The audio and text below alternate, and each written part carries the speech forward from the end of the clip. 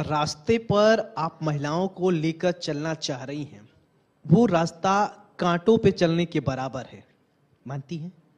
तो ऐसे महिलाओं को आप क्या संदेश देने की कोशिश करेंगे इस मंच के माध्यम से, वो जो कांटे भरे रास्ते हैं उनके लिए आगे चल के फूल भरे रास्ते हो जाए? जी, शुक्रिया है इस मंच का, जो मैं सारे देश के महिलाओं से कहती हूं कि आप किसी से डरने की जरूरत नहीं है, आप अपने आप में सब कुछ हो, आपको कोई भी नहीं डरा सकता। अगर आप स्ट्रांग हो तो 1 लाख मर्दों से भी फाइट कर सकती हो, आपको कोई भी नहीं गिरा सकता। आप एक बेटी नहीं हो, एक देश हो, आप एक महिला नहीं हो, एक देश हो।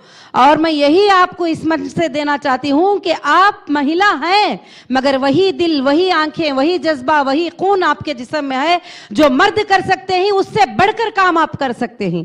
मुझे लोग पहले सताते थे, डराते थे, कहते थे, ट्विटर पे बड़े बड़े एमपीस होने वाले ट्वीट कर देते थे कि रोटी पका लो, नेशनल पार्टी बनाने की क्या जरूरत है। मैंने उसके जवाब में यह दिया कि मैं रोटी भी बना सकती हूं, देश को भी चला सकती हूं, मगर आप देश चला सकते हो, रोटी नहीं बना सकते। तो इसलिए हम सबके साथ फाइट कर सकते हैं और हम बड़े ताकतवर हैं। आप ये मत समझो कि इनके पास पावर है तो ये करेंगे, पैसा है तो ये करेंगे। हम बगैर पावर के, बगैर पैसे के भी सब कुछ हैं, क्योंकि हमारे बगैर ना भाई है, हमारे बगैर ना शोहर है, ना हमारे बगैर बेटा है, ना हमारे बगैर देश है, तो हम ही सब कुछ है। इस बात को जैसा आपने जिस तरीके से प्रेजेंट किया, यही कहा जा सकता है, न हो साथ कोई, अकेले बढ़ो तुम, सफलता तुम्हारी कदम चूम लेगी। लेकिन एक महिला, और वो भी इस तरीके से आगे बढ़ना, मुस्लिम महिलाओं को और कहां कहां एजुकेशन की जरूरत है, कैसे आप अवेयर करेंगे?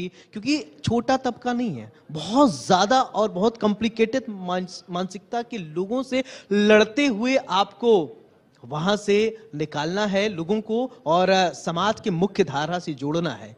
उसके लिए आप कितना तैयार हैं? जी, मैंने बहुत शिक्षा दी है।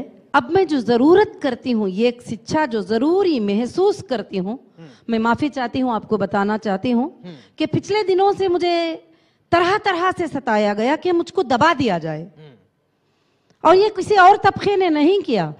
हमारे जो मुस्लिम फेस कहलाते हैं, जो पार्लियामेंट्स में खड़े होते हैं, मैं नाम जिक्र नहीं करना चाहती, उनको बहुत डर लग गया कि मुस्लिम महिला अगर आगे आ गई तो क्या होता है, तो मुझे लीगल में फंसाया गया। ओवैसी साहब का जिक्र नहीं कर रही हैं, आप हैदराबाद से आती हैं जी, तो बोल दीजिए ना। जी जी जी, उन बहुत कोशिश किए गए और छोटे झूठे FIR किए गए और मुझे दबाने की कोशिश, मेरे फेस को नहीं लाने की कोशिश, बहुत सारे कोशिशें किए। तो मुझे बहुत सारे चीज़ों का, मुश्किलों का सामना करना पड़ा। मैं माफ़ी चाहती हूँ कि नाहक से जब मैं महिला एम्पावरमेंट पार्टी बनाई तो नाहक से मुझे अंदर जेल में रहना पड़ा। आप माफी क्यों मांगती हैं? आपने जब गलती की नहीं है, जब आप महिलाओं मुझे को नहीं, क्योंकि आप यहाँ शिक्षा की बात आ रही है, कोशिश करें, जी तो बिल्कुल शिक्षा की बात आ रही है, तो मैं ये बात नहीं करना चाहती थी, मगर अभी ये बात बताना जरूरत समझती हूँ कि किस शिक्षा की महिलाओं को जरूरत है। तो जब मैं अंदर नाहक के FIR से मैं अंदर चली गई, मुझे अंदर डालने की कोशिश किया गया। मैं 10 अक्टूबर को तेलंगाना में अनाउंस करती हूं कि मैं ऑल इंडिया महिला एम्पावरमेंट पार्टी की तरफ से 119 सीट्स पे कंटेस्ट करने वाली हूं, तो मैं 14 अक्टूबर को अरेस्ट हो जाती हूं, सिर्फ 3 दिन के अंदर। तो मुझे पता नहीं था FIR किसको कहते हैं, PC किसको कहते हैं, GC किसको कहते हैं, लीगल नॉलेज क्या है। तो फिर मैं अंदर जो है लॉ पढ़ना शुरू कर ली और मैं क्रिमिनल एक्ट्स पढ़ना शुरू कर ली, क्रिमिनल बुक्स पढ़ना शुरू कर ली।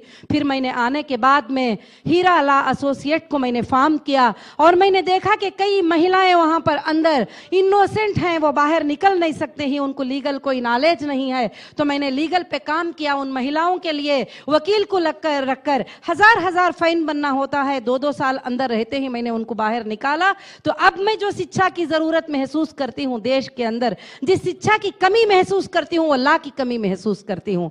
आज हमारे देश में जजेस की कमी है, इस वजह से करोड़ों के केस पेंडिंग पड़े हुए हैं। आज हमारे देश में लॉयर्स की कमी है, जिसमें हमारे बच्चों को लॉ की नॉलेज नहीं है। आज हमारे देश के हर बच्चे को जो है लॉ की नॉलेज देना जरूरी है, भले वो 1 क्लास क्यों ना हो, 5th क्यों ना हो, 6th क्यों ना हो। मैं चाहती हूं सारे कॉलेजेस में 5 मिनट लॉ के लिए टाइम दे, उनको बता दे कि देश का लॉ क्या है और वो देश का, हिंदुस्तान का कॉन्स्टिट्यूशन क्या है। मैं इस पर जरूरी समझ गई। अब मैं डिजिटलाइज वाइज हर महिला को यह शिक्षा देना चाहती हूं। आप महिलाओं को यही संदेश देना चाहती हैं, वक्त बर्बाद करने वाले को वक्त बर्बाद करके छोड़ेगा, हालातों पे छोड़ने वालों को हालात ही न छोड़ेगा। इसलिए घर से निकलिए, आगे बढ़िए और मजबूती से, दृढ़ इच्छा शक्ति से अगर आप आगे बढ़ेंगे तो आप सफलता जरूर।